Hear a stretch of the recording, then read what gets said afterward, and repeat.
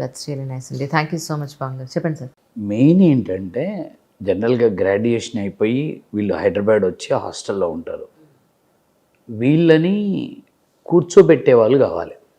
అవును. వీళ్ళకి ఒక టార్గెట్ పెట్టి డే టు డే షెడ్యూల్ ఇచ్చి మార్నింగ్ టు ఈవినింగ్ కాన్సెప్ట్ వైజ్గా వీళ్ళకి టాపిక్స్ని చెప్పి వాళ్ళకి వర్క్ చేయించే వాళ్ళు కావాలి. అవును. అవును. అంటే స్ట్రిక్ట్గా పట్టించుకునే వాళ్ళు కావాలి. ఆ నియంత్రణ అనేది మా కాడ ఎక్కువ ఉంటుంది. అవును. So that is the way అది యూజ్ అవుతుంది స్టూడెంట్స్కి. Correct sir. Correct. So student కూడా ఆ మైండ్ సెట్తో రావాలి.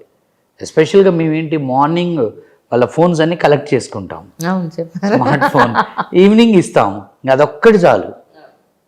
మేజర్ డైవర్షన్ పోతుంది ఇప్పుడు ఏం లేదండి, ఇప్పుడు మన టైం వేస్ట్ చేసేది స్మార్ట్ ఫోన్లో మెయిన్ నా లెక్క ప్రకారం వాట్సాప్. అవును. అందుకని నేను రోజుకు వాట్సాప్ ఒకసారి 2 సార్లు ఆన్ చేస్తాను, ఒక్కోసారి 2-3